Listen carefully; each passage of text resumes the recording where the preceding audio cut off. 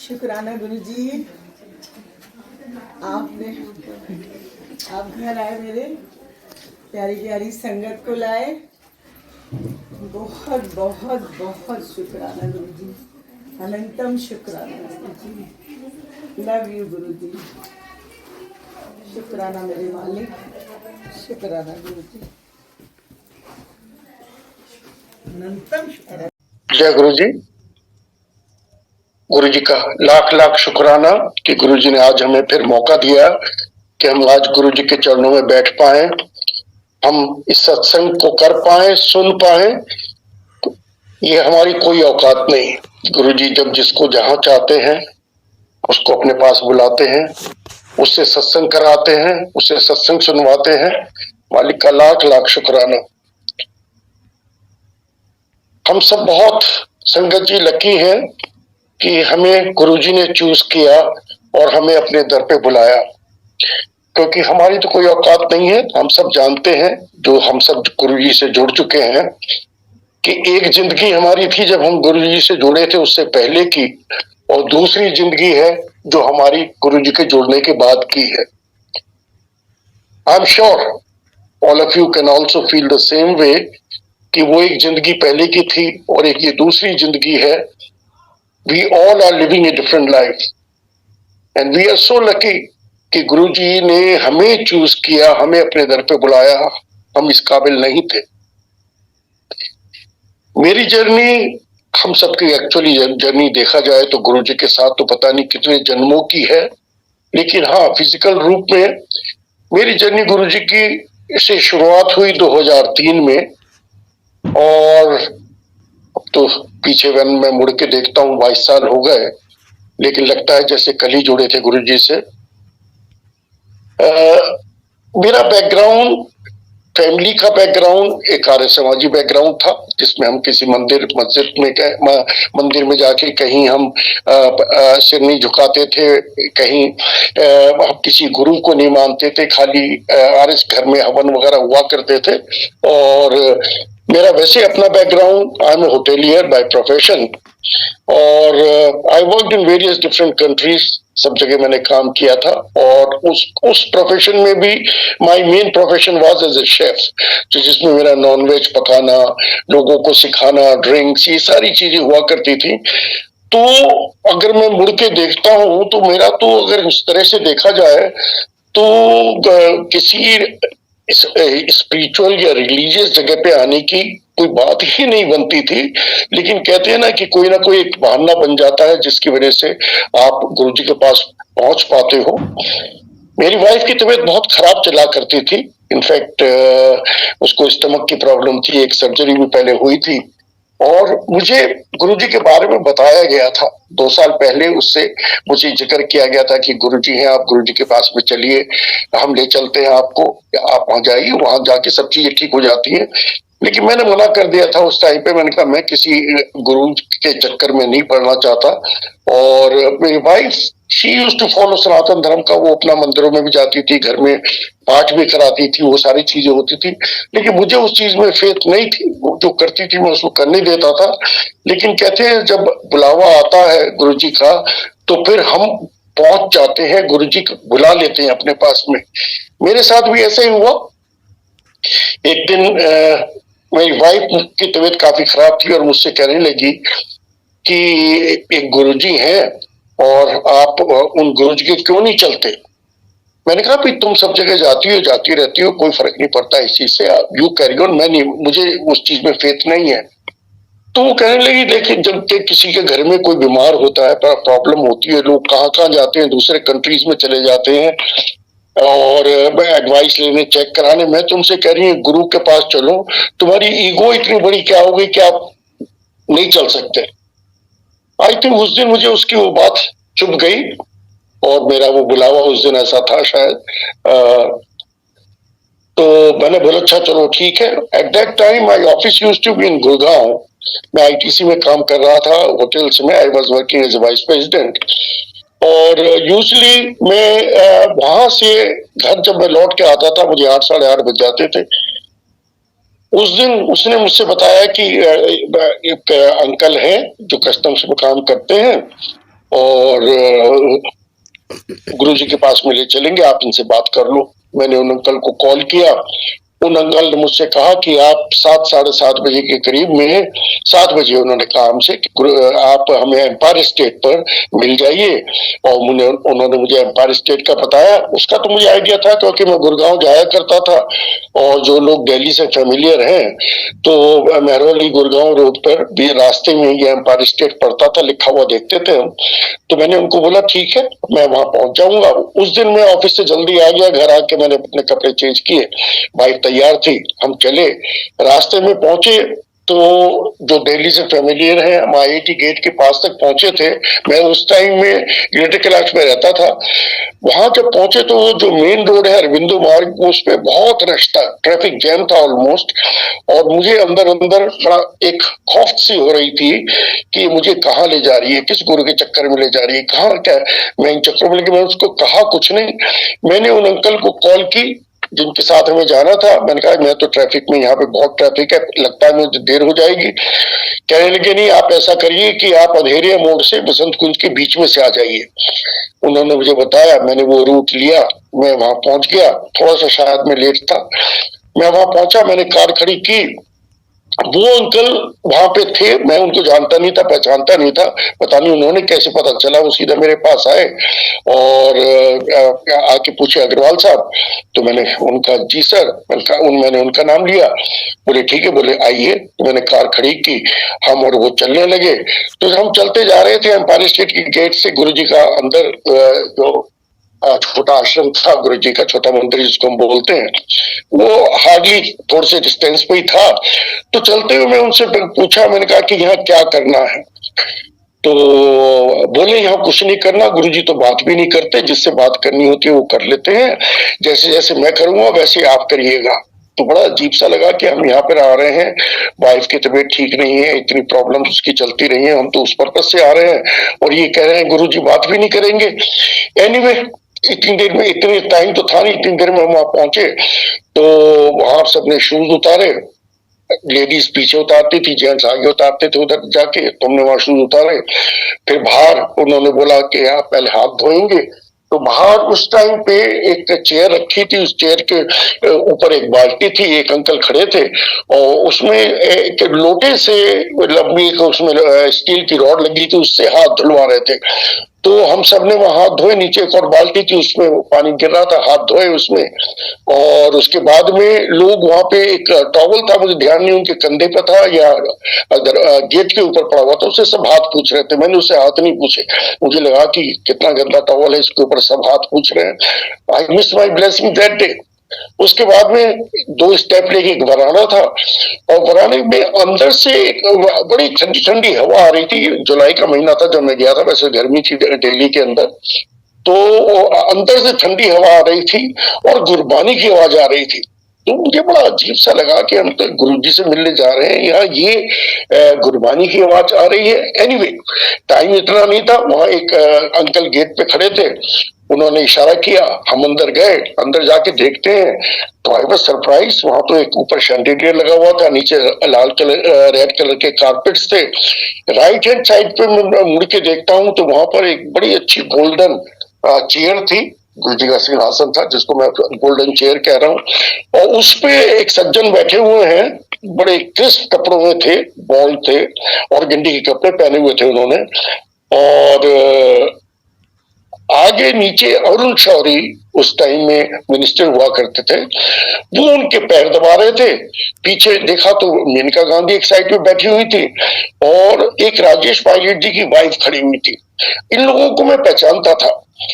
तो वहां जैसे गए तो एक बड़ा अजीब सा लगा कि हम तो किसी गुरु से मिलने आ रहे हैं, ये क्या जगह है। ये तो एयर कंडीशन जगह है, अंदर ठंडी हवा है, कारपेट बिछे हैं, वेल टू डू बड़े बड़े लोग यहाँ बैठे हुए हैं। तो मुझे लगा कि मुझे यहाँ शायद फंसाया जा रहा है। एनीवे, वहां बोल कुछ नहीं सकते थे। वो अंकल हमारे आगे थे, वो आगे गए, उन्होंने गुरुजी के चरणों में मत्था टेका। उसके बाद में मैं था। अब मुझे तो बहुत अजीब लग रहा था, मैंने तो कभी मंदिर में मत्था नहीं टेका था। कि अब यहाँ पे एक इंसान के पैरों में मुझे सिर रखना पड़ेगा। एनीवे मैं वहां कुछ कर नहीं सकता, देर से और लोग भी थे तो मैंने भी वहां मत्था टेका। फिर दूर से टेका मैंने, मेरे पीछे मेरी आंटी थी, वाइफ थी, उन्होंने मत्था टेका। गुरुजी ने इशारा किया, हमें आगे बैठा लिया अपने सामने, और वो अंकल कहीं पीछे जाके बैठ गए। मैं बैठा, मेरे पीछे मेरी आंटी बैठ गई, और वहां सब गुरबानी चल रही थी, लोग आ रहे थे, मत्था टेक रहे थे, बैठ रहे थे, हम भी बैठ गए। लेकिन कुछ समझ में नहीं आ रहा था कि हम कहाँ बैठे हैं या क्या हो रहा है। गुरबानी चल रही थी तो गुरबानी, मैं पंजाबी नहीं हूं तो मुझे तो पंजाबी की गुरबानी भी समझ में नहीं आ रही थी। उस दिन एक शब्द चल रहा था, मेरा वाले साइया रखी चढ़ना दे कोल, और मैं उसको सुन रहा था, मेरे वाले साइया रखी चढ़ना दे कोल।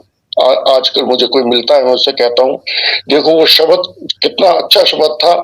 उस शब्द में मेरा वाला था और वो मेरे वाला मैं सुन रहा हूँ, वो मेरे वाले साइया होके तो रह गए। खैर उस दिन अकल नहीं थी, हम तो सोच रहे थे कि कोई गुरु के पास जा रहे हैं, कोई भभूत लगी होगी, कोई धूप बत्ती चल रही होगी, जो हमने देखा था पहले, जो और चीज देखते थे वो चीज हो रही होगी। लेकिन यहाँ तो जो देखा तो ये तो बिल्कुल एकदम मॉडर्न पॉश, इतने स्मार्ट ये बैठे हुए थे सामने। एनीवे हम वहां बैठ गए, गुरबानी चल रही थी, अच्छा लग रहा था बैठ के।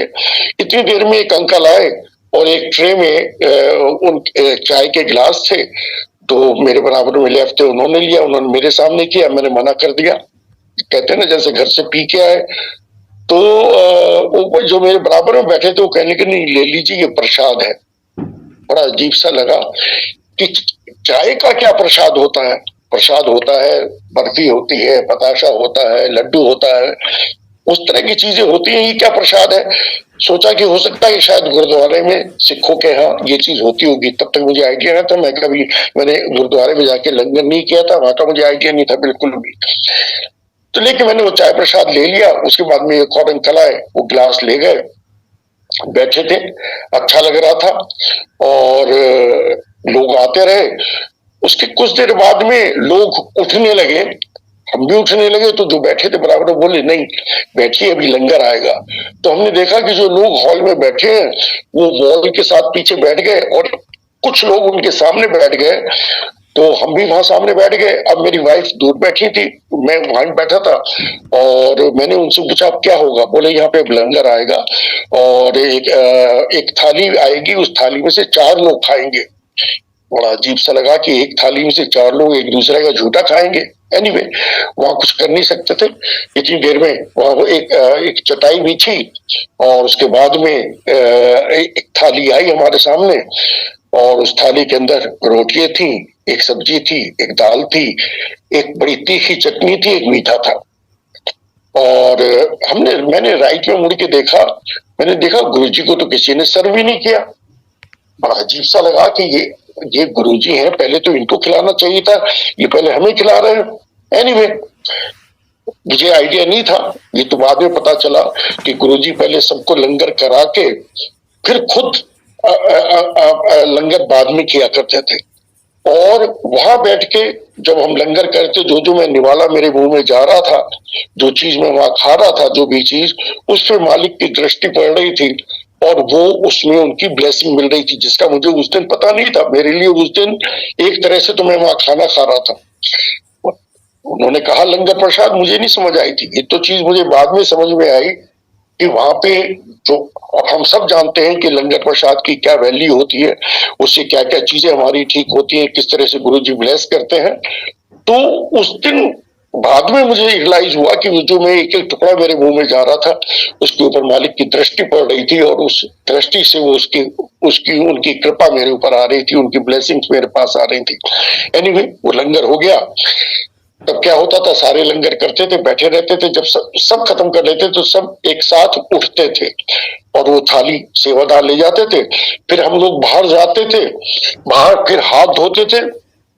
हाथ धोने के बाद में फिर वहां पे एक बरामदे में एक कूलर लगा हुआ था, उस पे सेवादार आंटी जल प्रसाद देते थे। वो तो मुझे पता चला वो भी जल प्रसाद भी ब्लेस्ड जल प्रसाद होता था गुरु जी का। वो जल प्रसाद लेके हम अंदर आते थे, और जब हम अंदर आते थे तो फिर अंदर आके फिर हम गुरु जी से आज्ञा लेके फिर वापस जाते थे। तो ये प्रोसेस तो मुझे बड़ा अजीब सा लग रहा था कि आज्ञा भी किस चीज के लिए नहीं है, हम यहाँ पे किसी लिए आए हैं, अब तक तो कोई बात भी नहीं हुई, हम आके बैठे। अच्छा जरूर लग रहा था कि वहां गुरबानी चली थी, लंगर कर लिया था। एनीवे, जब जितनी देर हम बाहर गए इतनी देर में वहां पे दूसरे जो लोग जिन्होंने लंगर नहीं किया था वो लोग बैठ गए, गुरुजी सामने बैठे थे। अब हम सब लोग गुरुजी से आज्ञा लेने के लिए आगे बढ़े। पहले मेरे आगे कुछ लोग थे, 4-5 लोग, उन्होंने मत्था टेका, वो बाहर निकल गए। जैसे मैंने मत्था टेका तो गुरुजी मुझसे पूछते हैं, पंजाबी में पूछा किधरों आया है, तो मैंने उनको बताया कि मैं ग्रेटर कैलाश से आया हूँ। फिर उन्होंने पूछा किधर काम करता है, मैंने उनको बताया कि मैं आईटीसी होटल्स में हूँ। तो गुरुजी ने पहले मुझे 1-2 लोगों के, जहां मैं रहता था ग्रेटर कैलाश में, उसके आसपास के लोगों के नाम बता दिए जिनको मैं जानता था। उसके बाद में उन्होंने मेरे कोलीग्स के होटल के नाम बताए। तो मुझे लगा कि जो मुझे लेके आए हैं उन्होंने शायद इनको बता दिया कि मैं कहाँ रहता हूँ और मैं कहाँ काम करता हूँ।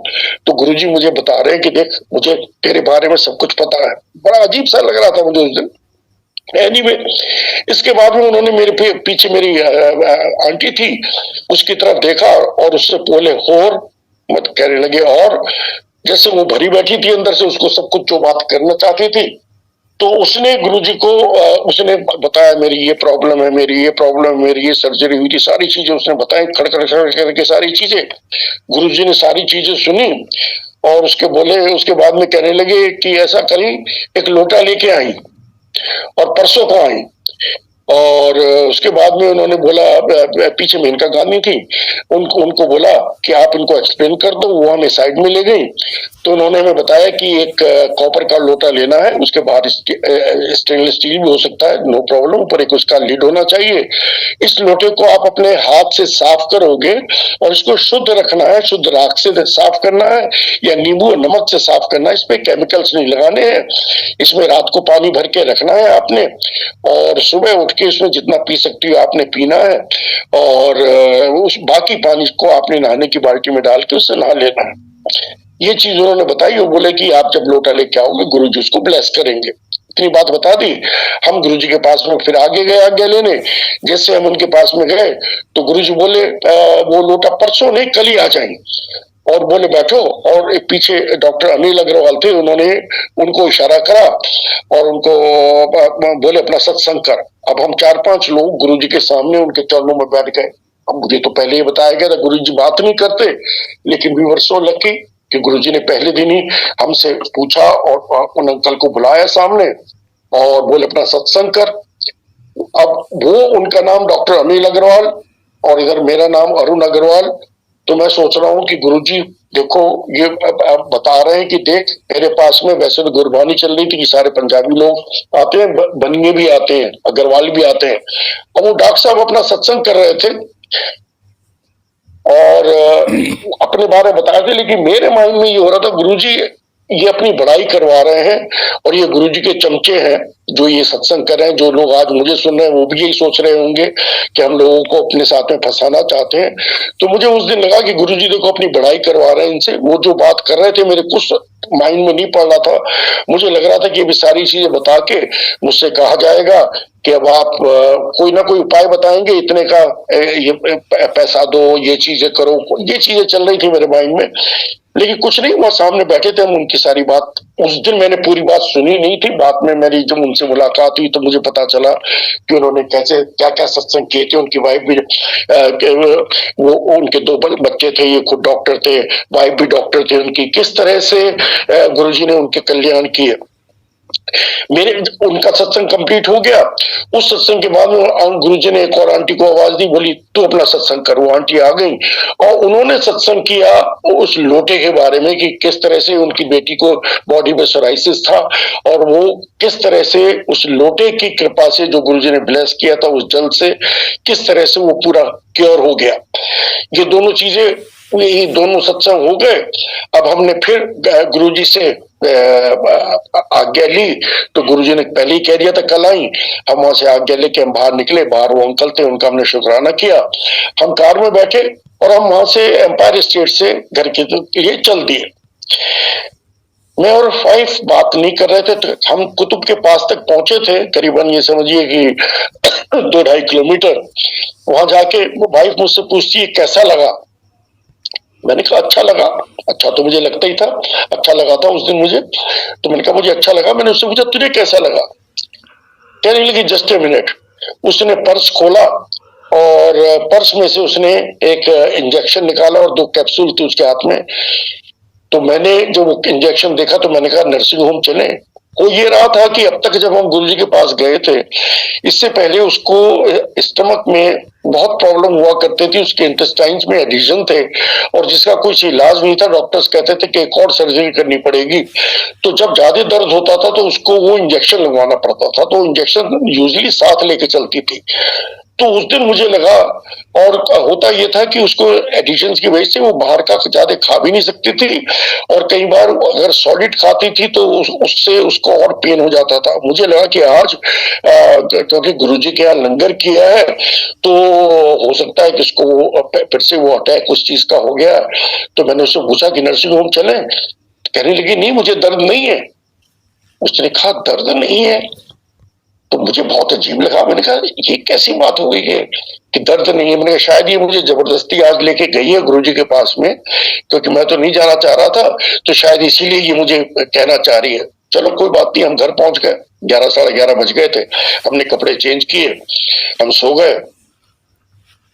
नेक्स्ट मॉर्निंग में उठा, आई वॉज सरप्राइज कि यूजली नाइट में 2-3 बार वो मुझे जगाती थी, उठाती थी। कभी मुझसे कहती थी कि मुझे गर्म पानी की बोतल दे दो, या कभी मुझे कुछ होम्योपैथिक मेडिसिन दे दो। Because whole day I used to remain out, तो आई यूज्ड टू फील कि भाई ये इतना सफर करती है, I must take care of her also.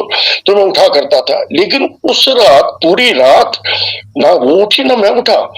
तो मैंने सबसे पहले उससे पूछा हाउ आर यू फीलिंग? कहती है मुझे दर्द नहीं है। जब उसने कहा मुझे दर्द नहीं है, अब पता चला कि कल जब हम गुरुजी के पास में गए वहां पे कोई ना कोई मिरेकल तो हो गया है, समथिंग इज हैपन। वरना तो उसको तो इतना ज्यादा दर्द, इतनी प्रॉब्लम होती थी। अब एनीवे, अब तो इंतजार होने लगी, जाके मार्केट से वो लोटा लेना है। तो मार्केट से दिन में हमने लोटा लिया, शाम की वेट थी, शाम को फिर अब हम गए। अब वो अंकल हमारे साथ नहीं थे, हम फिर एम्पायर स्टेट गए और गुरुजी बैठे थे आसन पे। तो पहले मैंने मत्था टेका, फिर आंटी ने मत्था टेका और गुरुजी ने वो लोटा लिया अपने हाथ में और लोटा लेके लोटे की तरफ देखा, आंटी की तरफ देखा, कुछ गुरुजी बोले, हमें नहीं पता क्या कहा उन्होंने, किस तरह से ब्लेस किया और वो लोटा उन्होंने ब्लेस करके दे दिया। इस तरह से हमारा गुरुजी के पास जाना शुरू हुआ। जाते थे हम, वीक में 1 बार 2 बार चले जाते थे, अच्छा लगता था। लेकिन मुझे ये फेथ नहीं थी कि मैं परमात्मा के पास जा रहा हूं। ये था कि इनके हाथ में कोई शक्ति है, हमारा खिंचाव होता था जाने का। तो that's how I used to go. वहां जाते थे, गुरुजी कभी किसी को खड़ा कर देते, गुरबानी चलती थी, गुरुजी इशारा करते थे, तो वही सब लोग, फिर वो लंगर की तैयारी हो जाती थी, फिर सब लंगर करते। तो एक नॉर्मल प्रोसेस था। गुरुजी कई बार किसी को बुला के इशारा करते थे, कहते अंकल अपना सत्संग कर। अंकल आंटी वो अपना खड़े हो, गुरबानी रुक जाती थी, वो अपना सत्संग करते थे, बताते थे अपने बारे में, गुरुजी के बारे में, और ये एक रूटीन चलता था। तो मुझे भी बड़ा अच्छा लगता था ये चीज, वहां जाना अच्छा लगता था। लेकिन मुझे उनमें ये फेथ नहीं थी। मुझे लगता था कि इनके अंदर कोई बहुत बड़ी शक्ति है। और आपस में हम लोग बात भी नहीं करते थे, हम लोगों की शक्ल देखते थे, संगत इतनी ज्यादा नहीं होती थी। वहां मैं देखता था कि लोगों की पॉकेट के ऊपर एक छोटी सी फोटो लगाए हुए हुआ करते थे गुरुजी की, एक क्लिप से। तो बड़ा अजीब सा लगता था कि हम गुरुजी के पास आ रहे हैं और ये गुरुजी की फोटो लगा रखी, जैसे आइडेंटिटी कार्ड लगा रखा है। लेकिन कुछ दिन बाद में मेरी इच्छा ये होने लगी कि मुझे भी फोटो मिल जाए। तो मैंने वहां पर सिंगला अंकल थे, वहां हुआ करते थे, सेवादार थे, उनसे मैंने कहा अंकल मुझे ये स्वरूप मिल जाएगा, फोटो मिल जाएगी? तो उन्होंने बड़ा मुझे स्ट्रिक्टली बोले कि नहीं, जब जब तुम्हारा एडमिशन होगा अपना आप मिल जाएगी, ऐसे नहीं मिलती फोटो। मुझे बहुत अजीब लगा। मैंने कहा एडमिशन हो जाएगा, मैं कौन सा किसी स्कूल में तो आया नहीं हूं कि मेरा एडमिशन हो जाएगा। एनीवे, कह कुछ नहीं सकते थे। उसके कुछ दिन बाद हम सब बैठे थे, गुरुजी ने आवाज दी और मेरी आंटी को अपने पास बुलाया और उसको बुला के उन्होंने एक स्वरूप उनके हाथ में रखा। बड़ा अच्छा लगा कि आज तो गुरुजी ने खुद स्वरूप दे दिया। वो छोटी वाली फोटो नहीं थी, वो दूसरा स्वरूप था, बीच के साइज का था। उसके कुछ देर बाद और लोगों को बुलाया, फिर मुझे भी बुला लिया, मुझे भी एक स्वरूप दे दिया। तो हमें गुरुजी के हाथ से वो स्वरूप मिल गया, बहुत अच्छा लगा। नेक्स्ट डे मैं उस स्वरूप को लेके एक फोटो फ्रेम करने वाले के पास ले गया और मैंने उसको बोला कि भाई मैं चाहता हूं कि तुम मेरे सामने इसको फ्रेम कर दो। बोला क्यों? मैंने कहा ये हमारे गुरुजी का है। बोले कौन गुरुजी? अब उसके साथ बैठ के देखिए, गुरुजी का सत्संग हो गया मेरा, वो लाजपत नगर में था, और मैंने उसको गुरुजी के बारे में बताया। उसने चाय प्रसाद मंगाया, इमेजिन की चाय मंगाई, लेकिन मेरे लिए वो चाय प्रसाद था।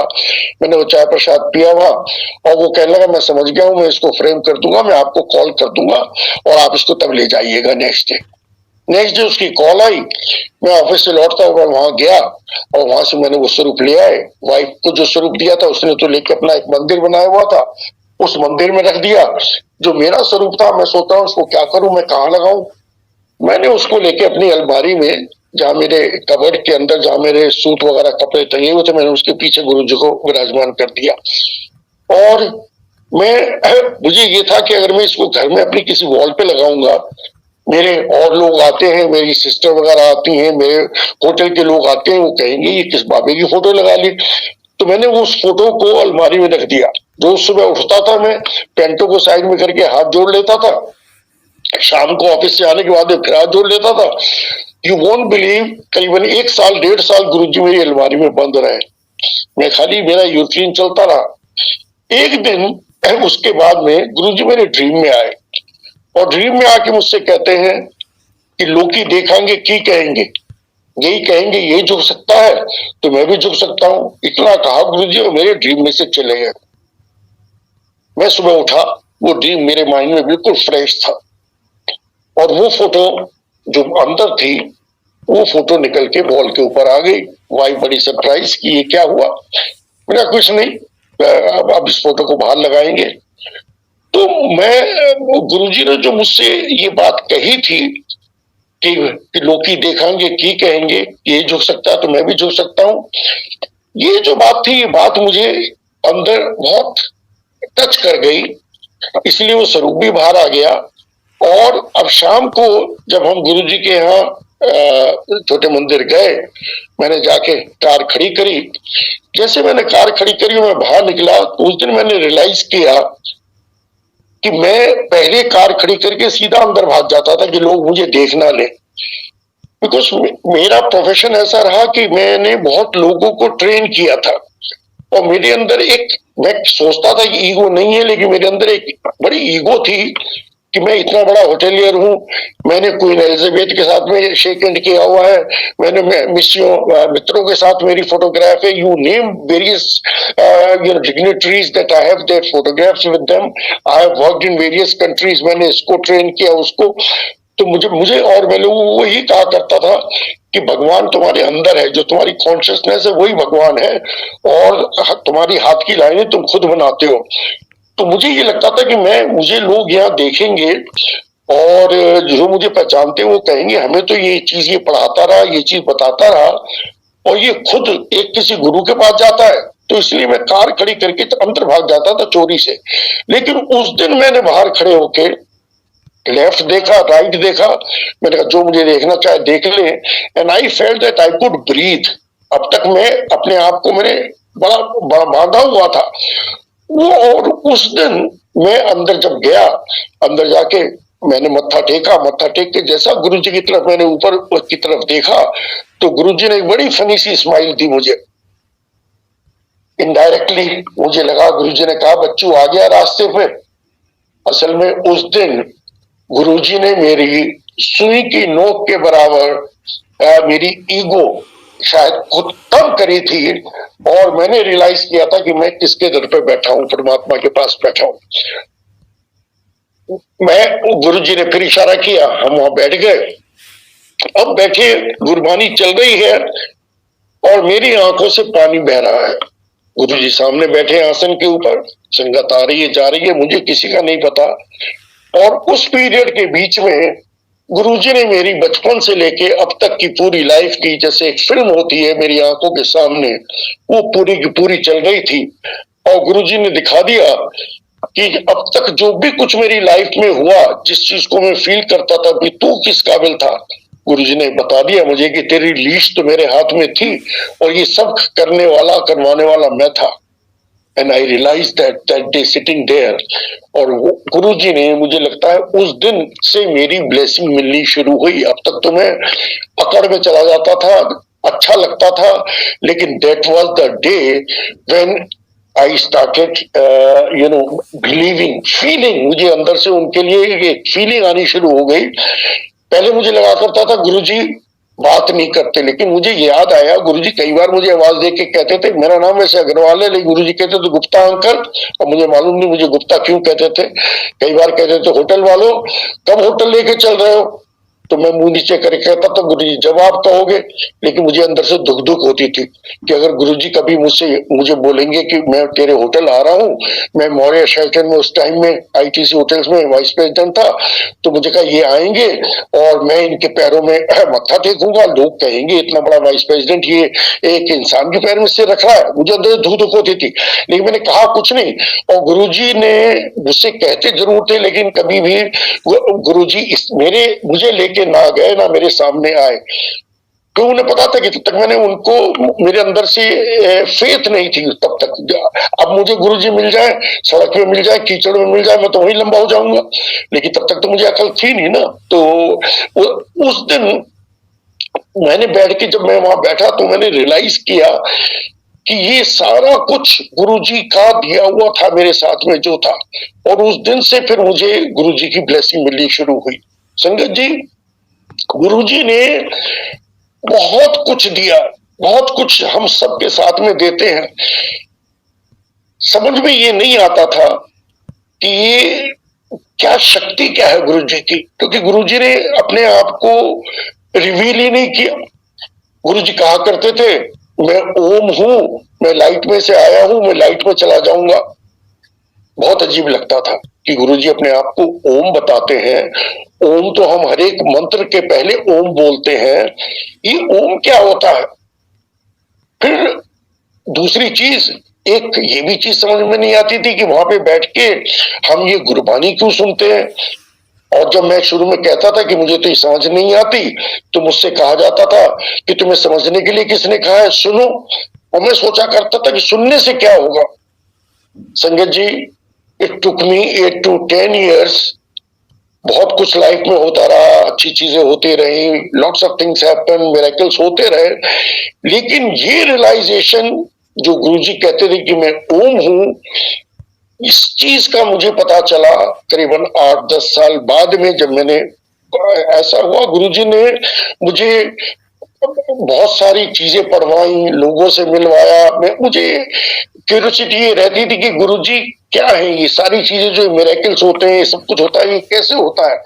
तो मैं आई यूज टू रीड, मुझे आर्टिकल देखते थे कि गुरुजी ने मुझसे नहीं कहा तू शिव पुराण पढ़, लेकिन मुझे जहां कहीं मैं सुनता था शिव पुराण के बारे में, उसके कुछ चीजों के बारे में, तो मैं उसको गुरुजी से रिलेट किया करता था। फिर मुझे समझ में आया जब गुरुजी ने ओम के बारे में मैंने समझा, और मुझसे कहते थे कि तू सुन, समझने के लिए किसने कहा है, तो तब मुझे समझ में आया कि गुरुजी जो कहते थे कि मैं ओम हूं और मैं लाइट में से आया हूं, लाइट में चला जाऊंगा। तो देखा कि हमने, नासा ने भी एक पूरी रिसर्च की थी, और उसमें उन्होंने बताया था कि जब सृष्टि बनी थी तो उस टाइम में सारी गैसेस आपस में टकराई थी और एक आवाज निकली थी, और वो जो आवाज थी ओम। वो ओम की आवाज थी और एक लाइट निकली थी, तो एक ज्योत। तो जो गुरुजी कहते थे मैं ओम हूं, ओम की आवाज हूं।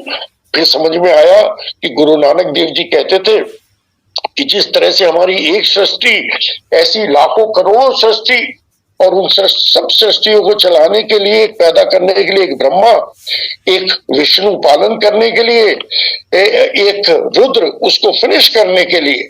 तो ब्रह्मा विष्णु महेश, ये तीनों जो है हर एक जितनी सृष्टि, हर एक सृष्टि को चलाने के लिए ये सब कुछ।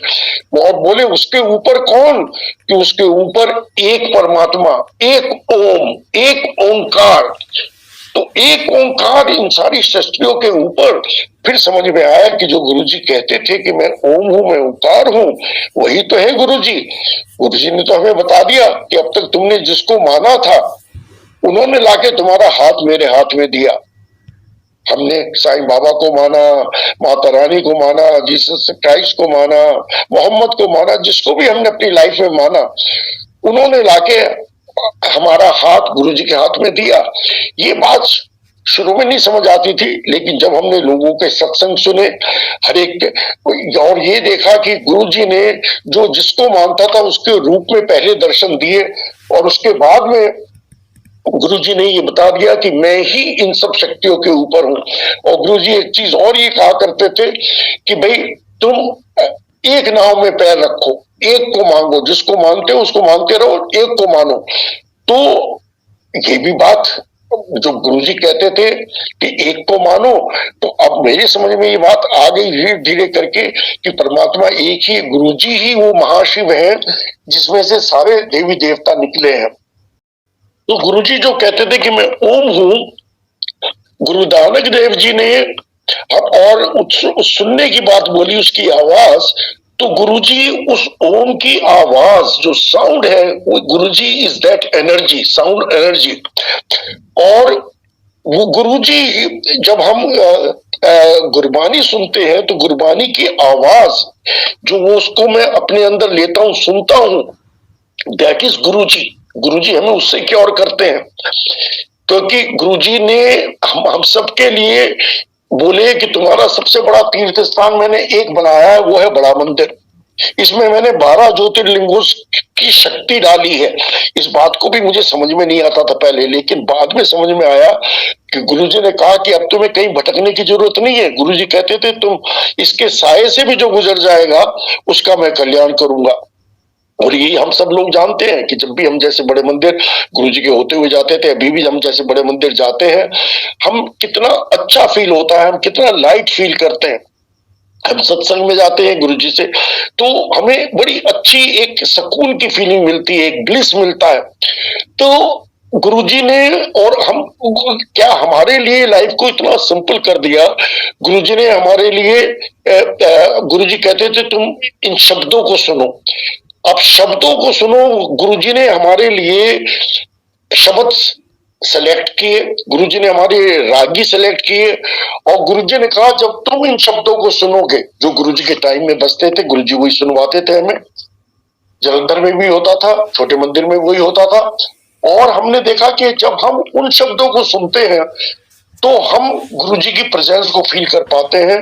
हम गुरुजी हमें उन शब्दों के थ्रू अपने हमारी से बात कर पाते हैं। संगत जी, आजकल हम देखते हैं बहुत सत्संग होते हैं, लोग गुरबानी लगा देते हैं और गुरुजी वाले जो ब्लेस शब्द है वो नहीं चलाते क्योंकि उन्हें आइडिया नहीं है। वो कहते हैं गुरुजी ने हमें गुरबानी से जोड़ा है खाली। यस, गुरुजी ने गुरबानी से तो जोड़ा है, लेकिन गुरुजी ने हमें हमारे लिए इस जो शब्द है और उन पर्टिकुलर एक शब्द 3 डिफरेंट रागीज का गाया हुआ है, लेकिन गुरुजी ने एक पर्टिकुलर रागी का कुछ शब्द हैं जो चमनलाल जी के हैं, कुछ ओंकार सिंह जी के, लाइक दैट गुरुजी ने डिफरेंट रागीज के शब्द हमारे लिए ब्लेस किए और उन शब्दों को वो गुरुजी में सुनवाते हैं। कई बार क्या होता था जब हम गुरुजी के सामने बैठे होते थे तो एक शब्द, सेम शब्द को गुरुजी 2-2 बार 3-3 बार भी सुनवा देते थे, तो बड़ा अजीब लगता था। उस टाइम में तो सीडी भी नहीं थी, कैसेट थे, तो लगता था कि शायद वो कैसेट और खत्म हो गया, गुरुजी बार बार वही सुनवा रहे हैं। इस चीज की तो बाद में समझ में आई कि गुरुजी उन वो जो शब्द हम सुनते हैं, that is like our medicine. हम कई बार जब गुरु, जैसे हमें कई बार डॉक्टर कहता है कि तुमने दिन में 1 टैबलेट लेनी है, कभी कहता है दिन में 2 टैबलेट लेनी है, कभी कहता है कि 3 टैबलेट लेनी है, तो गुरुजी भी हमें कई बार जब वो शब्द सुनवाते हैं और हम जानते हैं मेनी टाइम व्हाट हैपेंस, मैं कार में जा रहा होता हूँ, एक मेरा कार में शब्द चल रहा है, वही शब्द चल रहा है, मैं सत्संग में जाता हूँ, वहां भी वही मुझे शब्द सुनने को मिलता है। तो अब तो समझ में आ जाता है कि ये शब्द गुरुजी मुझे क्यों सुनवा रहे हैं, क्योंकि वो मेरी दवाई है। That is like a medicine for me. तो गुरुजी ने हमें उन शब्दों से, उस गुरबानी से, अपने शब्दों से जोड़ा है। तो संगत जी, गुरु जी हमें के अपने अलग अलग तरीके हैं हमें ब्लेस करने के। गुरु जी हमें चाय प्रसाद से, जल प्रसाद से, लंगर प्रसाद से, इन सब चीजों से ब्लेस करते हैं। और एक चीज हम सबने रियलाइज की है कि गुरुजी हमसे हमसे मांगा क्या? गुरुजी ने बोला कि तुम मुझे अपना भाव दो, ना पंडित, ना पुजारी, ना कोई चढ़ावा, कुछ भी तो चीज नहीं है इस दर पे, सिंपलिसिटी। गुरुजी ने बोला एक अच्छा इंसान बनो, अच्छी इंटेंशन, नियत अच्छी रखो। गुरुजी ने खाली हमसे यही बोला। और बोले तुम मुझे क्या दे सकते हो? मुझे गुरुजी ने हमसे खाली भाव मांगा कि जब तुम मेरे पास बैठते हो भाव से बैठो। और गुरुजी ने बोला कि मेरे स्वरूप तुमसे बात करेंगे। और हमने देखा है वाकई, चाहे वो छोटा सा लॉकेट है या एक बड़ा स्वरूप है, जब हम भाव से उसकी तरफ देखते हैं तो उसके एक्सप्रेशंस चेंज होते हैं, वो हमसे बात करता है। ये सब कैसे पॉसिबल है? क्योंकि परमात्मा खुद, हम लकी है। गुरुजी हमसे कहते थे ना कि जब तुम मेरे पास आते हो, सत्संग में आते हो, तो अपना दिमाग जूतियों के साथ बाहर छड़ के आओ, अपनी इंटेलेक्ट को बाहर छड़ के आओ। लेकिन वही तो चीज है कि गुरुजी की के साथ जब हम जुड़ जाते हैं तो जहां हमारी सोच खत्म होती है वहां से गुरुजी की ब्लेसिंग्स हमारे लिए शुरू होती है। And he gives us, life में जो चीज हम सोच भी नहीं सकते वो सब गुरुजी हमें देते हैं। एक चीज है, गुरुजी कहते हैं, अब हम सोचते हैं कि हम तो गुरु जी से जुड़ गए, हमारे ऊपर ये बीमारी क्यों आ रही है, ये प्रॉब्लम क्यों हो रही है, ये एक्सीडेंट क्यों हो रहे हैं। मेरे साथ भी बड़ी चीजें हुई हैं, गुरु जी ने मुझे कई लाइफ दी हैं। मैं इस वक्त में अगर टाइम मिलेगा तो मैं भी शेयर करूंगा आपसे। तो लेकिन वो सारी ब्लेसिंग ये गुरुजी की ब्लेसिंग है। गुरुजी कहते हैं कि मैं तुम्हारे कर्म इसी जन्म में कटवा दूंगा।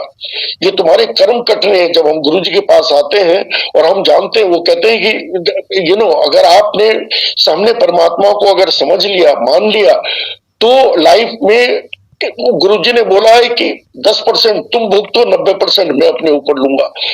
ये चीज हम देखते थे। गुरुजी हमारे, अगर हम ये समझें कि अगर 100% हमें भुगतने पड़ जाए वो कर्म, तो हम तो सरवाइव भी नहीं कर सकते, हम कैसे रहेंगे। लेकिन वो गुरुजी की कृपा होती है। हम सब जानते हैं कि गुरुजी किस तरह से हमारी जिंदगी चला रहे हैं। पीछे कोविड निकल गया, कितनी कितनी चीजें हमने देखी कोविड के बीच में। अभी भी हमारे साथ में प्रॉब्लम्स होती रहती है, लेकिन गुरुजी जब हमारे साथ होते हैं वो बड़े आराम से कट के निकल जाती हैं और वो हल्के में हमारी सारी कष्टों को कटवा देते हैं। गुरुजी ने मैं आपको बताता हूँ, 2015 में मैं प्रेसन के लिए में रहा करता था दिल्ली में। मेरी आदत थी, मैं रोज सुबह उठ के वॉक के लिए जाता था। एक पास में गार्डन था और उसके बाद में आने के बाद में फिर मैं गार्डन में ही मैं थोड़ी सी गुरु जी की प्रेयर करता था, मेडिटेशन करा करता था, थोड़ी एक्सरसाइज करता था। एक दिन जुलाई की बात है, 2015 की बात है कि मैं अपने घर से गया। जब मैं वहां पहुंचा पार्क के अंदर, तो मुझे उस दिन थोड़ी सी घुटन महसूस हो रही थी और मुझे गर्मी लग रही थी। तो मैं वहां पे पूरा वॉक नहीं कर पाया, बेंच पे बैठा, लेकिन मुझे अच्छा नहीं लग रहा था। तो मैं वहां से वॉक करके अपने घर वापस आ गया। घर आने के बाद में मुझे कुछ थोड़ा अजीब सा लग रहा था, सुबह का टाइम था।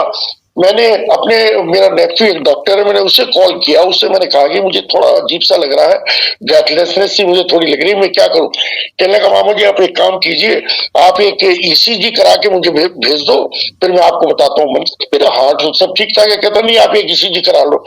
एनीवे मैं अपने घर चला गया और मैंने कहा मैं देखता हूँ कि मैं क्या कराना है। मैं जाके, गर्मी लग रही थी, मैंने अपनी टी शर्ट उतारी, पंखा चलाया, मैं बैठ गया। वहां बैठ के ऊपर न्यूज़पेपर मैंने अपना सामने रख लिया, लेकिन मैं न्यूज़पेपर पढ़ नहीं पा रहा था, मुझे मेरा कंसंट्रेट नहीं हो पा रहा था। तो इतनी देर में मेरी मेड आ गई जो सुबह काम करने आती है। उसने मुझे देखा बैठे बैठ के, कहती भैया आपकी तबीयत ठीक नहीं लग रही। मैंने कहा हाँ मुझे थोड़ा अजीब सा लग रहा है, एक काम कर तू आज मेरा काम मत कर, यहाँ पीछे एक हॉस्पिटल है, नर्सिंग होम है, वहां जरा चलते हैं। तो मैंने उसको अपने साथ लिया, दरवाजा बंद किया और हम उस नर्सिंग होम की तरफ जाने लगे और कि वहां पे हम ईसीजी करा लेंगे। वहां जा रहे थे तो रास्ते में मेरी सिस्टर का घर है, वहीं पे रहती हूँ, उसी कॉलोनी में रहती थी, वो फर्स्ट फ्लोर पे है। तो मैं जाते जाते मुझे थोड़ा सा कुछ अजीब सा लगा, तो मैंने कहा मैं सिस्टर के यहाँ मैं चला चलता हूँ। तो मैं सिस्टर के यहाँ गया, मैं जाके उनके टॉयलेट गया। मैं टॉयलेट जाने के बाद में मैंने थोड़ा लाइट फील किया, तो मैं जैसे वहां से उस टॉयलेट से बाहर निकला तो उनका बेटा वहां खड़ा हुआ था, और वो मुझसे पूछने लगा कि मामा जी आपने ईसीजी कराया? अब उसको कैसे पता चला? उसको मेरे दूसरे नेफ्यू ने, जो डॉक्टर है, उसने बता दिया था शायद। तो मैंने कहा नहीं, मैंने अभी कराया नहीं। बोला नहीं, अब मैं कार यहाँ मंगा लेता हूँ, मैं आपका ईसीजी करा देता हूँ। उसने घर में नीचे कार मंगा ली, हम बराबर नर्सिंग होम चले गए। नर्सिंग होम जाके वहां पे एक फ्लोर नीचे जाना था, मैं नीचे वॉक करके गया, उन्होंने मेरा ईसीजी किया। ईसीजी करके मैं पेमेंट कर रहा था, उस ईसीजी की जो रिपोर्ट थी वो मेरे इस नेफ्यू ने, दूसरा नेफ्यू डॉक्टर जो है मेरा, उसको भेज दी। और वो भेजने, उससे बात करी। मैं कार में बैठ के, हमने सोचा हम घर वापस आ रहे हैं, ये मुझे कहीं और ले जा रहे। मैंने कहा ले जा रहे हैं? बोला कि नहीं, वो जरा हॉस्पिटल चले गए, उन्होंने बोला चेकअप करेंगे। और मैंने कहा मेरे तो अपॉइंटमेंट है, मेरी कुछ मीटिंग्स है, मुझे उसके लिए जाना। कहता है अपना फोन मुझे दीजिए। उसने मेरा फोन ले लिया, और जिन जिन के मेरे अपॉइंटमेंट्स थे उसने उनके मेरे अपॉइंटमेंट कैंसिल कर दिए। इतनी देर में हम एस्कॉर्ट्स हॉस्पिटल पहुंच गए। वहां पहुंचे तो वहां पहुंच के वहां पर इमरजेंसी में वहां पहुंचे, मैं कार से उतर के चलने लगा तो वहां पे दो डॉक्टर बाहर वेट कर रहे थे। उन्होंने एक व्हील चेयर लाया, बोले नहीं इस पे बैठो, और वो मुझे अंदर आईसीयू के अंदर ले गए। अब वो मुझे वहां अंदर उसके अंदर इमरजेंसी में ले गए, वहां ले जाके, और मेरा जो नेफ्यू था उसने मेरे पास में एक इंश्योरेंस का कार्ड था, ये कुछ पेमेंट वगैरह करने चला गया। वहां मैं अकेला था वहां पर। उन्होंने मेरा फिर से दोबारा से एक ईसीजी किया, और उसके बाद में एक इंजेक्शन, बड़ा लंबा सा इंजेक्शन था, जो उन्होंने मेरे हाथ में ठोक दिया। I am using the wrong term actually. उस वक्त मुझे लगा कि मेरे क्यों इंजेक्शन लगा रहे हैं, लेकिन हाँ, उन्होंने मुझे इंजेक्शन लगाया मेरी आर्म में। जब उन्होंने इंजेक्शन लगाया, उस टाइम मैंने अपनी डेथ को बड़े क्लोज क्वार्टर से देखा, और मुझे लगा कि मैं आई वाज सिंकिंग। मैंने वहां डॉक्टर खड़े थे, उनको बोला कि that I am feeling that I am sinking. उन्होंने बोला नहीं नहीं, don't worry, some time it happens, you will feel all right. Anyway, मैं गुरुजी के ध्यान में था, गुरुजी का ध्यान कर रहा था मैं उस वक्त में, और मैं गुरुजी से ये कह रहा था, गुरुजी आपकी मर्जी है, आप मुझे अपने पास बुलाना चाहते हो, जो जैसे आप चाहते हो। बस मन में मंत्र जाप और गुरुजी का नाम चल रहा था। थोड़ी देर में I started feeling slightly better, I could breathe. वही था, मैं इमरजेंसी में ही था। और उसके बाद में कुछ देर बाद उन्होंने मुझे इमरजेंसी से वहां से शिफ्ट करके, और वो मुझे आईसीयू के अंदर ले गए। मुझे पता नहीं क्या हो रहा है, मेरे पास में और कोई घर का आदमी नहीं था। मेरा वो जो नेफ्यू था वो तो कोई पेमेंट वगैरह करने गया था, और मैं आईसीयू में था, और आईसीयू में करीब 1-1.5 घंटा हो गया था, मैं वहीं लेटा था, मुझे कुछ नहीं पता था क्या हो रहा है। थोड़ी देर बाद देखता हूँ मेरा नेफ्यू जो एस्कॉर्ट्स में है, जिससे मैंने पहले बात की थी, वो अंदर आया, और अंदर आके मुझसे पूछने लगा, because he is a cardiologist, doctor Nishit Chandra. तो वो मुझसे आगे पूछने लगा, कहने लगा मामा जी कैसा लग रहा है? मैंने कहा आई एम फीलिंग ऑल राइट, घर चले? कहते नहीं नहीं नहीं, घर की बात नहीं है, हम सोचते हैं कि आपकी एंजियोग्राफी होनी चाहिए। मैंने कहा I am all right, angiography होनी चाहिए, क्या बात कर रहे हो? कहते हैं कि हाँ, we feel that you know you need angiography. मैंने कहा मैं तो देखो गुरुजी को मानता हूँ, और everything is fine, I will be all right. कहता है आप गुरुजी को मानते हो तो आपको ये हार्ट अटैक क्यों हुआ? मेरे चक्कर समझ में नहीं आया, मैंने अब तक सुना ही नहीं था मुझे हार्ट अटैक हुआ है, मुझे मालूम ही था मुझे क्या हुआ है। आफ्टर दिस 2 आवर्स 3 आवर्स मुझे पता चल रहा है कि मुझे हार्ट अटैक हुआ। मैं चुप हो गया, मेरे समझ में नहीं आया। कहता हमें मालूम है आप गुरुजी को मानते हो। फिर वो बोला मुझसे, कहता है क्योंकि आप गुरुजी को मानते हो इसलिए आपका सारा कुछ इन टाइम हो गया। आप पार्क में गए हुए थे, वहां पे अगर आप वहीं गिर जाते तो आप किसी को पता भी नहीं चलता, आप तो अपना फोन भी नहीं लेके जाते। और फिर आप घर आ गए, घर आने के बाद में आपको दूसरा नेफ्यू, वो आपका ईसीजी करा दिया उसने, और वो कार में इमीडिएटली यहाँ ले आया। कहता उसने मुझे जब बताया, मैं बाहर गया, मैं बाहर था अपनी बेटी के एडमिशन के लिए, कहीं जा रहा था, तो मैंने अपनी वाइफ को बोला तू इसका एडमिशन के लिए चली जाओ यूनिवर्सिटी में, और मैं तो मामा जी को हार्ट अटैक हो गया, मैं हॉस्पिटल आ रहा हूँ। तो उसने पहले डॉक्टर्स को इन्फॉर्म किया, एंड देन ही केम। तो अब जब उसने मुझसे ये बात की तो मेरे समझ में नहीं आया। मैंने कहा अब तुम लोग डिसाइड करो, both of you are my nephews, whatever decision you take, you please go ahead and do that. मैं समझ गया कि गुरुजी ने जो भी चीज हो रही है गुरुजी कर रहे हैं। एनीवे उन्होंने बोला कि अब आपका उन्होंने मुझे प्रिपेयर किया और बोले कि 1-1:30 बजे करीब में तब आपका हम एंजियोप्लास्टी करेंगे। एनीवे उन्होंने मुझे पूरा प्रिपेयर किया, लाइक सर्जरी के लिए तैयार करते हैं। और उसके बाद में मुझे वो ओटी में वहां ले गए, ऑपरेशन थिएटर में, और वहां उन्होंने मेरी एंजियोग्राफी करी। मेरे नेफ्यू ने मेरी एंजियोग्राफी की एक्चुअली। और मुझे पता नहीं क्या हो रहा है, मेरी थोड़ी सी बैक में दर्द हो रहा था, काफी देर हो गई थी, तो मैंने उसको कहा मेरे तो बैक में दर्द हो रहा, कहता नहीं थोड़ी देर और, थोड़ी देर और।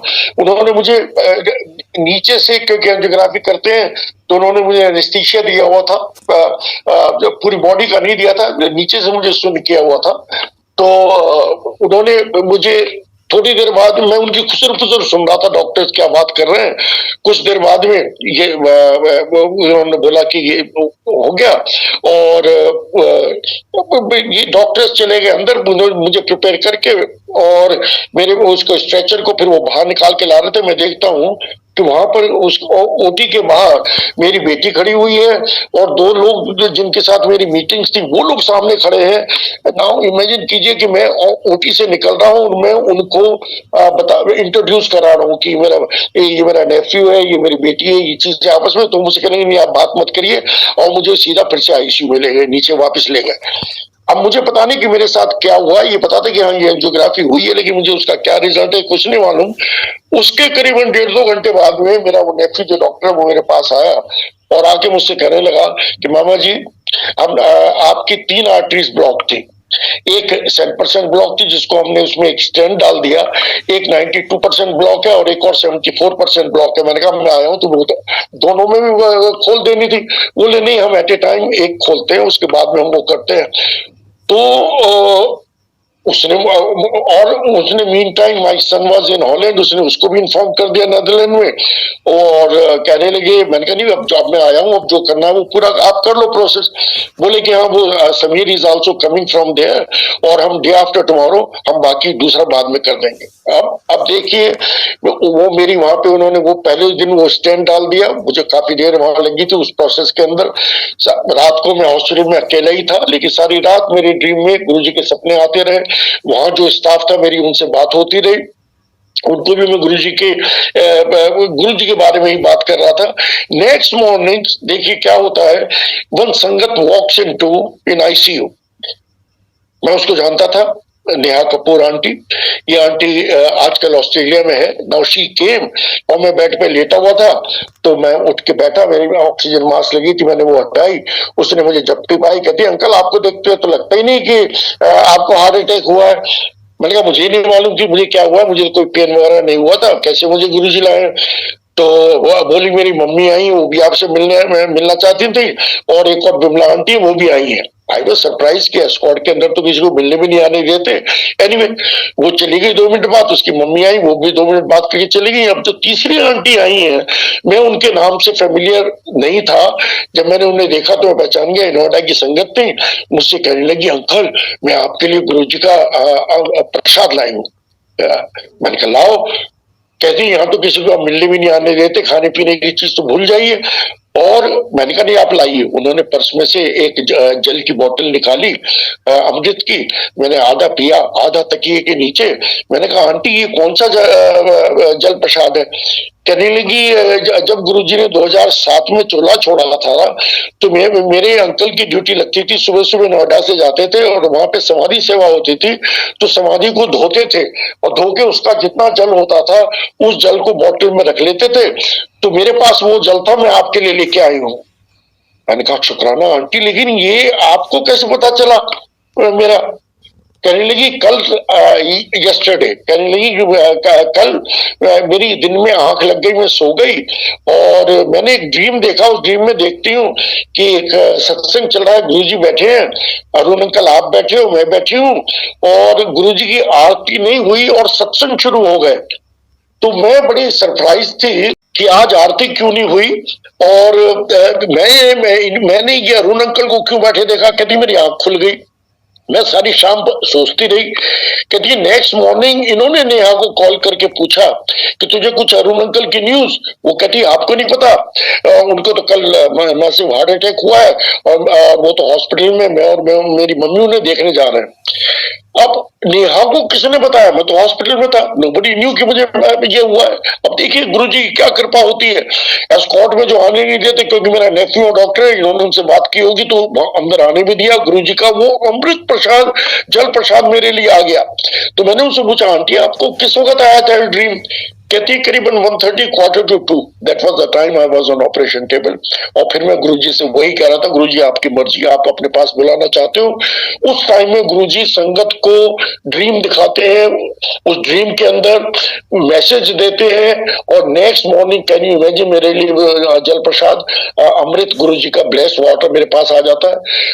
उस रात को मेरा बेटा नेदरलैंड से आ गया, नेक्स्ट डे मेरी एक और सर्जरी हुई पड़े, I stayed in the hospital पर निकला हूँ। 11 जुलाई को सत्संग था नेहा के घर पे ही, जो मुझसे मिलने आई थी। मेरी इच्छा थी कि मैं उसके सत्संग में जाऊं। अभी तो मैं निकल के आऊं, सिस्टर कहने लगी नहीं ऐसे में जाना ठीक नहीं है, but my son was there. कहने लगा नहीं पापा मैं ड्राइव कर दूंगा आपको, आप ड्राइव मत करना। हम सत्संग में पहुंच गए। सत्संग में करीबन काफी पूरा हॉल भरा हुआ था, 100-150 लोग थे। मैं वैसे नीचे बैठता हूँ, उस दिन क्योंकि मेरे स्टिचेस लगे हुए थे तो मैं पीछे चेयर पे बैठा हुआ था। वहां सत्संग चलता रहा, बड़ा अच्छा सत्संग चल रहा था, लेकिन मेरे अंदर जो धुक धुक हो रही थी कि आज लंगर के अंदर अगर पूरी आ गई फ्राइड आइटम तो मुझे तो मना करना पड़ेगा, डॉक्टर्स ने मना किया सारी बात, और लोग कहेंगे ये हम सबसे कहता है कि तू कोई फ्राइड गुरुजी के पास आके कोई बहम नहीं होता, सब कुछ लंगर करो, और आज ये मना कर रहा है। एनीवे मैंने किसी को कुछ कहा कुछ नहीं। वहां पे जैसे वहां सत्संग शुरू हुए, वो जो आंटी मेरे लिए जल प्रसाद लाई थी वो भी वहां थी। उन्होंने माइक ले लिया और माइक पे दूर से वहां से बोलते हैं जय गुरु जी अरुण अंकल। वहां से कहती है, मैंने कहा जय गुरु जी आंटी। कहती है गुरु जी का एक मैसेज आया है। मैंने कहा बताइए आंटी क्या है। कहते गुरुजी कह रहे हैं इसनु दस दे। मुझे कहने लगे इसको बता दे कि ये फिट है, ठीक ठाक है, लेकिन पूरी ना खाए। कैन यू इमेजिन, मेरे मन में जो क्वेश्चन चल रहा है, उन्होंने 150-200 लोगों के सामने माइक के ऊपर कह दिया ये पूरी ना खाए। आप इमेजिन कीजिए वो दिन है, मैंने पूरी नहीं खाई क्योंकि गुरुजी ने मैं और सब चीजें खाता हूँ, समोसे खाता हूँ और चीजें खा लेता हूँ, लेकिन मैं पूरी नहीं खाता क्योंकि गुरुजी ने मेरी पूरी बैन की है। बड़ा सत्संग लंबा हो जाएगा। ये गुरुजी ने इसको रिकन्फर्म किया। एक बार बड़े मंदिर में भी वहां पूरी थी, मैंने मना कर दिया था क्योंकि खाली मेरे लिए एक थाली आई, उस थाली के अंदर 2 रोटी आई थी। तो गुरुजी इस चीज को रिकन्फर्म करते हैं कि मेरी रजा में राजी है या नहीं। तो संगत जी गुरुजी के पास जब हम आ जाते हैं ना, गुरुजी हमारे ऊपर बहुत कृपा करते हैं। देखिए ना मेरा किस तरह से हार्ट अटैक से निकाला, आंटी को किस तरह से उन्होंने ठीक किया। अब जो कुछ लाइफ में होता है, गुरुजी हमें एक एक चीज हर पल हमें ये फील करा देते हैं मैं तेरे साथ हूँ। अभी मैं सत्संग कर रहा हूँ, सामने गुरुजी के स्वरूप लगे हैं मेरे सामने। जो फीलिंग आ रही है कि मैं गुरुजी के सामने बैठा हूँ, हम संगत के साथ में हैं। गुरुजी कहते थे मैं संगत के रूप में सब संगत के अंदर हूँ, गुरुजी हमारे अंदर है। और जब हम बैठते हैं ना गुरबानी सुनते हैं तो गुरुजी कहते हैं ना कि तुम इसको सुनो। इसीलिए हमसे कहते हैं कि तुम अपना सेल फोन बंद रखो, आपस में बातें मत करो, क्योंकि वो कहते हैं मेरे नाल कनेक्शन जोड़ो। उनके साथ कनेक्शन कैसे जुड़ेगा कि जब मैं उनकी उस वाणी को सुनूंगा। तो लिसनिंग की 3 मेन चीजें गुरुजी ने हमें समझाई। पहली चीज उन्होंने बताई सुनना, कि आप सुनोगे। दूसरी चीज उन्होंने बताई समझना, सुन के समझ रहे हो, हम फील कर रहे हैं गुरुजी को। और तीसरा है समाज आना। 3S आ गए जिसकी बात हम करते हैं, सुनना, समझना और समाज आना। That's what happens. अगर हम गुरबानी में खो जाते हैं जो गुरु जी की वाणी के अंदर, हम गुरु जी को फील कर पाते हैं। एंड हमें एक कितना सुकून, कितना आनंद मिलता है हम जिस सत्संग में जाते हैं, बड़े मंदिर जाते हैं। तो संगत जी, हमें गुरु जी से जुड़े रहना है। टाइम काफी हो गया, सॉरी मेरा सत्संग लंबा हो गया। बस मैं इतना कहना चाहूंगा कि हम सब बहुत लकी हैं कि हम इस दर पे आए हैं। गुरुजी हमसे कहते थे अपना लॉजिक बाहर छोड़ के आओ, लेकिन गुरुजी की एक एक चीज में उनका लॉजिक है। गुरुजी हमारे सारे कष्ट काट देते हैं। गुरुजी को अगर हम समझते हैं, दिल से मानना है, भाव से मानना है, यही वो शक्ति है, एक शक्ति है जो कि अदृश्य है, जो हमें दिखते नहीं है, अकाल है, निराकार है, जिसको हम बात कहते हैं ओमनी प्रेजेंट। ये गुरुजी है। लगता बहुत अजीब है, लेकिन वी ऑल रियलाइज कि सब उनकी कृपा है, उनकी वजह से हमारी जिंदगी चल रही है। मेरी लाइफ में बहुत चीजें हुई हैं, तंगी भी आई है, प्रॉब्लम्स भी हुई हैं। कितनी बार गुरुजी ने मुझे दूसरी जिंदगी दी है, मेरी चीजें खोई हैं, मुझे किन किन जगह ले जाते हैं, किन किन कंट्रीज में ले जाते हैं। और मुझे ये पता चलता है कि जहां जहां अगर मैंने कहीं जॉब भी करी है, कहीं मैंने अपने प्रोजेक्ट किए हैं, सूनर और लेटर वो सब लोग भी गुरुजी से कनेक्ट होते जा रहे हैं। तो गुरुजी ने हमारी लाइफ में, मैंने जो रियलाइज किया है कि मेरे लाइफ में से सब नेगेटिव लोगों को एक एक करके हटाते चले गए। And I am surrounded with all positive people. मुझे हर पल मालिक का दिल से शुक्राना निकलता है। उन्होंने हमने एक चीज करी, हमारे अंदर से, संगत के अंदर से गुरुजी ने डर निकाल दिया। गुरुजी कहते हैं डर के मत रहो, अच्छी जिंदगी जियो, अच्छे कपड़े पहनो, अच्छा खाओ पियो और दूसरे का अच्छा करो। किसी का अच्छा नहीं कर सकते तो किसी का बुरा मत करो। गुरुजी ने खाली हमें ये चीज बोली है। और बोले तुम मुझे क्या दे सकते हो, सब कुछ मेरा दिया हुआ है। ये कौन कह सकता है, ये परमात्मा हमसे कहता है। तो वी आर सो लकी। संगत जी, हमें जुड़े रहना है गुरु जी से। जब मौका मिलता है गुरु जी के ध्यान में रहना है। किसी तरह का हमें एक चीज जरूर करनी है, गुरु जी ने हमें उन बहमों से सबसे दूर किया। वो जो पंडित पुजारियों से, वो जो हम रिंग्स पहन लेते हैं, जो हमारे रिचुअल्स हो जाते हैं फास्ट रखने के, दूसरी चीजों के, गुरुजी ने हम सब चीजों से दूर किया। गुरुजी ने बोला सब कुछ मेरा बनाया हुआ है, सातों दिन मेरे बनाए हुए हैं और किसी चीज का वहम नहीं करना है। जब हम उन वहमों से हट जाते हैं, वो ये कहते हैं कि तुम अब एक एक करके अपनी फाइलें बंद करो। अब तक तुम जिस देवी देवता को मानते रहे, तुमने जिसका जो कुछ देना है वो अपना दे के बंद कर दो। वो कहते हैं कि तुम जो अंगूठी पहन रखी है, जो तुम अपने फास्ट रख रखे, तुम खूंटों से बंधे हुए हो। यूं मैं तुम्हें आजाद करने आया हूं, ये हथकड़ी है तुम्हारे साथ में, इन सबको निकाल दो और तुम खाली एक से जुड़ो। एक से जुड़ने का मतलब खाली गुरुजी में फेथ रखनी है। तो संगत जी, हम अभी भी दिखावा कर देते हैं, चलो कोई फर्क नहीं पड़ता, गुरुजी ने तो मना नहीं किया, हम इस मंदिर में चले जाते हैं, इस पंडित के पास चले जाते हैं, जन्म पत्री दिखा देते हैं। नहीं, गुरुजी ने हमें जो चीज सिखाई, जो चीज हमें गुरुजी ने बताई, उन्होंने बोला कि इन सब चीजों से हट के रहना है। और वो कहते हैं मेरी असली संगत मुट्ठी भर है। हम चाहते हैं गुरुजी हमें अपनी उस मुट्ठी में रख लें। ये असली संगत वो है जिन्होंने अपने सारे बहम दूर कर दिए। हम गुरबानी सुनते हैं, गुरुजी के ब्लेस शब्द सुनते हैं, हम बेकार के दिखावों में नहीं पड़ते, हम सिंपलिसिटी में रहना चाहते हैं, दूसरे का अच्छा करना चाहते हैं। और गुरुजी का शुक्राना पल पल जो कुछ हो रहा है। गुरुजी ने ये नहीं कहा कि तुम्हारे घर के अंदर डेथ नहीं होगी, गुरुजी ने ये नहीं कहा कि तुम बीमार नहीं पड़ोगे, गुरुजी ने कहा सब कुछ होगा, लेकिन अगर तुम मुझसे कनेक्टेड हो तो तुम्हारी लाइफ को मैं स्मूथ कर दूंगा। और वो हम सब देखते हैं, हमारी लाइफ स्मूथ हो जाएगी। जो कुछ हो रहा है लाइफ में, सब कुछ हो रहा है, लेकिन अब हमें डर नहीं रहा। We can feel Guruji everywhere. हम कहीं चलते हैं, गुरुजी की आज्ञा लेके चलते हैं, कहते हैं गुरुजी आप हमारे साथ चलो। So he is all the time with all of us. हम मालिक का शुक्राना करना चाहते हैं, हर एक चीज का शुक्राना करना चाहते हैं। संगत जी, आप सबका भी बहुत बहुत शुक्राना कि आपने मेरा सत्संग ये सुना। सत्संग के मीडियम से हमें बहुत सारे आंसर मिल जाते हैं। वो गुरुजी कहते थे ना, जो सत्संग करता है मैं उसे भी ब्लेस करता हूँ, जो सत्संग सुनता है मैं उसे भी ब्लेस करता हूँ। तो गुरुजी का बहुत बहुत शुक्राना है। संगत जी, आप सबका भी बहुत बहुत शुक्राना कि आपने मुझे ये सुना।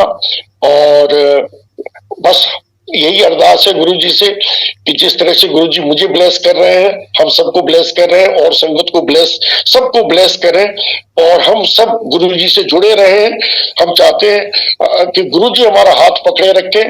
हम तो बहुत, हमारे पास में अपॉर्चुनिटीज आती है, हम फिसल जाते हैं, लेकिन हमें ऐसा मौका ना मिले। हम इस दर पे आते रहे, इनसे जुड़े रहे। जय गुरु जी। शुक्राना गुरु जी, बड़े मंदिर का भी शुक्राना, अंकल आंटी आपका शुक्राना कि आपने मुझे मौका दिया और आज मैं सत्संग कर पाया। जय गुरु जी। जय गुरु जी, शुक्राना गुरु जी, ब्लेसिंग ऑलवेज गुरु जी। गुरु जी महाराज जी का लख लख शुक्राना। गुरु जी महाराज जी ने अंकल जी से इतने प्यारे सत्संग सुनवाए। अंकल जी का भी बहुत बहुत शुक्राना, धन्यवाद कि हम लोगों के बीच में आए और प्यारे प्यारे सत्संग सुनाए।